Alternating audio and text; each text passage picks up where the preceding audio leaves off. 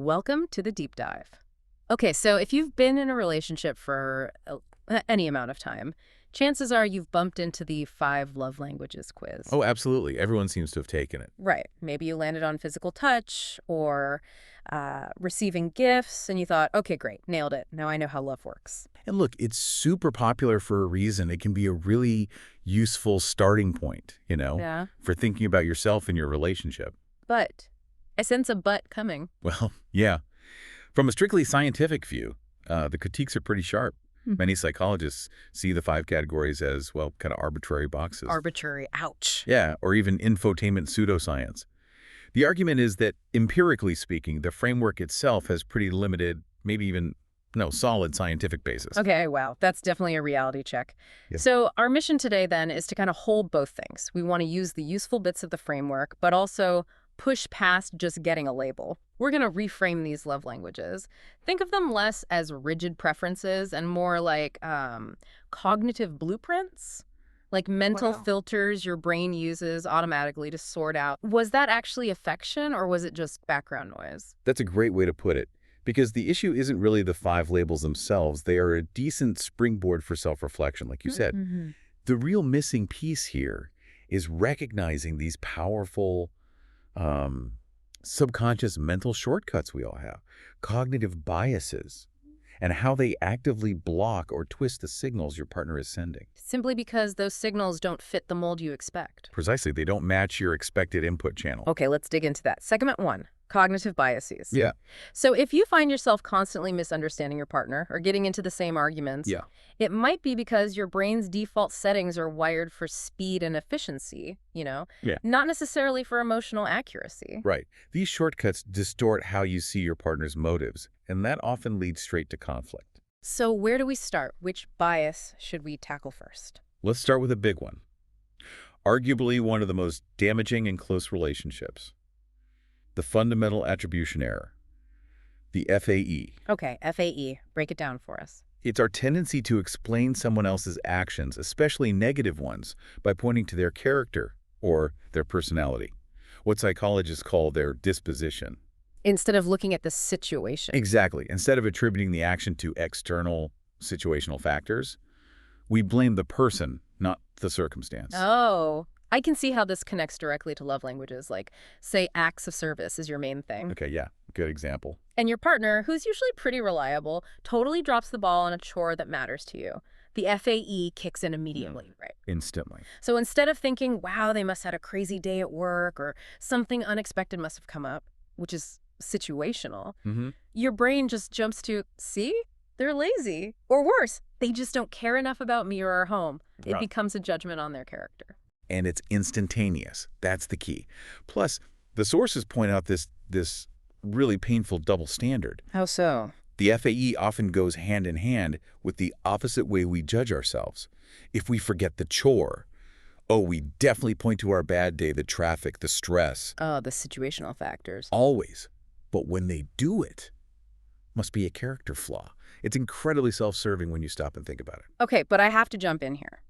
Because this is where it gets tricky in real life, doesn't it? Go on. If I always give my partner the benefit of the doubt, always attribute their slip-ups to the situation, how do I ever address a genuine, repeated pattern of, say, carelessness or lack of effort? Yeah. Where's the line between empathy and just letting things slide, accountability? That's a really important question. Yeah. And it brings in the idea of intellectual humility, which we'll touch on later. But specifically for the FAE, the key is looking for the pattern of your own bias. Are you consistently applying the character flaw label to them while almost automatically giving yourself the situational excuse? The FAE is about that lightning-fast, often inaccurate, jump to blaming their disposition. It's not about consciously deciding, after seeing a real pattern, that accountability is needed. Got it. So it's the speed and automaticity of that negative judgment that signals the bias. Exactly. The unthinking nature of it. Okay, that makes sense. Let's shift gears. What about a bias that messes with, say, gift giving? Yes. Anchoring bias. Anchoring. We know from research that giving gifts can be good for relationships, right? It promotes closeness. It does. That part's generally positive.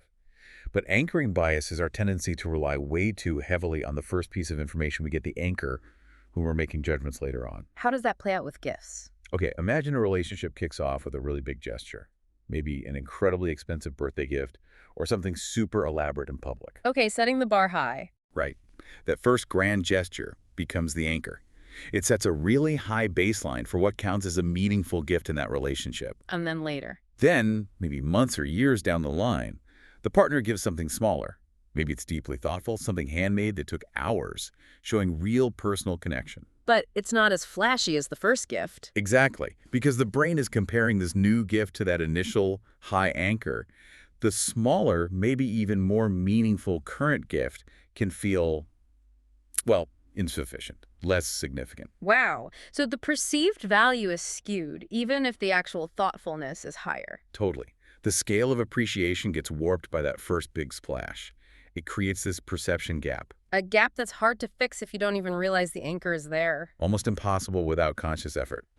Which leads us right into our next segment, how your preferred love language can actually become a blind spot. Okay, so the language isn't just how you like to receive love. No, it acts like a powerful cognitive filter, and this filter can literally make you blind to the love your partner is expressing, just because it's not in your preferred format.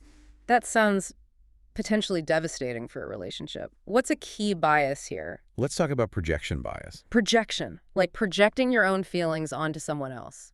Pretty much. It's the assumption, usually unconscious, that other people think like you, want what you want, or share your core beliefs and needs. Okay, and in love. It's huge. Yeah. If your top love language is, say, quality time, you might project that need onto your partner. You assume they want deep, focused connection just as much as you do. Right. And because you're looking for that, you might completely miss or even dismiss their attempts to show love through their preferred language. Maybe they're doing acts of service left and right. But you don't register it because you're waiting for that deep talk. Exactly. You're basically trying to fill their love tank using your preferred fuel, not theirs. The sources had a case study, right? Sabrina and Sean. Yes, a really potent example. Sabrina deeply valued autonomy. She needed her space, especially to de-stress. Sean, on the other hand, craved connection and closeness. Opposing needs. Very much so. So when Sabrina naturally pulled back to get her needed space, Sean, filtering everything through his need for connection, saw it as rejection, a lack of love. Oh, no. But at the same time, Sabrina, valuing her independence, saw Sean's attempts to connect during those times as intrusive, an encroachment on her freedom. Wow. So they were both acting out of their own needs, but interpreting the other's actions through that biased lens. Right, so precisely. Both were likely trying in their own way to manage the relationship or their own feelings, but their projection bias created this spiral of withdrawal and criticism. It's painful because the intent might not be malicious at all, but the impact is deeply negative. That really drives home how misinterpretations aren't just trivial, they can cause real hurt. Okay, what's another filtering bias? Selective attention. This one's pretty straightforward. Like tuning things out. Essentially, yeah. Yeah. Your attention is a finite resource, right?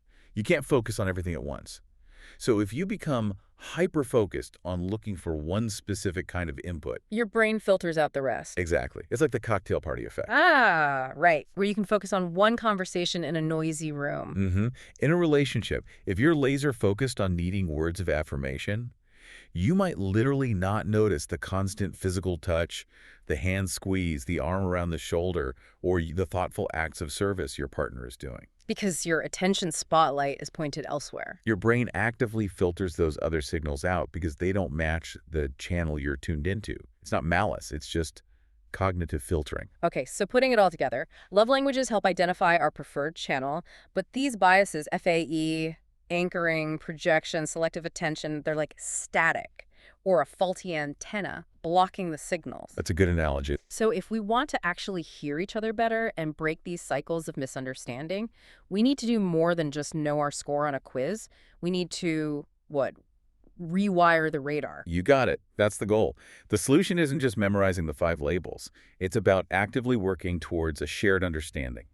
Maybe call it our love understanding. Our love understanding. I like that. How do we build that? Through communication, collaboration, and a healthy dose of critical self-skepticism. Really, the antidote to all this bias isn't perfect knowledge. It's fostering responsiveness in the relationship. Responsiveness. That sounds important, but what does it actually mean in this context? How does being responsive help break these bias patterns? Okay, so perceived partner responsiveness, that's the key term. It's the feeling, the deep belief that your partner really sees you, that they pay attention to and react supportively to your core needs, your values, the things that make you you. Feeling truly seen and understood. Exactly. And the research is fascinating here. When people feel that their partner is genuinely responsive, it lowers their defenses. That automatic need to protect your ego, what researchers call defensive self-enhancement, it just dials down. That makes intuitive sense. If I feel safe and understood, I don't need to immediately jump to defending myself or attacking their character. Spot on. And when those defenses are lower, it opens the door for what's called intellectual humility. Intellectual humility. Okay. It's basically being open-minded and not immediately defensive when you're looking at your own beliefs, especially when your partner has a different viewpoint that might challenge yours. And that humility is key because it lets you step outside your own biased perspective for a moment. Yes. And the good news is we can actually train ourselves to do this better. The sources talk about active perspective taking, sometimes called a bias swap exercise. Oh, bias swap. Tell me more. Can we actually practice this? Absolutely. Therapeutic approaches show that explicitly training people in perspective taking works. It's sustainable, it demonstrably reduces power struggles in relationships, and boosts empathy significantly.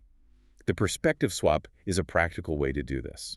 Okay, so how does it work? Like, give us the actionable steps. Right. The core idea is to gain insight into your partner's world, their cognitive style, their daily pressures, their perspective, by actively trying to adopt their point of view. So if I'm reacting negatively because they didn't do an act of service? Instead of defaulting to the FAE, assuming laziness or lack of care, you consciously flip it. You force yourself to brainstorm every possible situational factor that could have influenced their behavior today. Like mentally walk a mile in their shoes for that specific situation. Exactly. You ask, okay, if I were them with their job, their commute, their family stress, what external reasons could explain this? It shifts your mental goalpost. From winning the argument or proving I'm right. To genuinely trying to understand the situation collaboratively.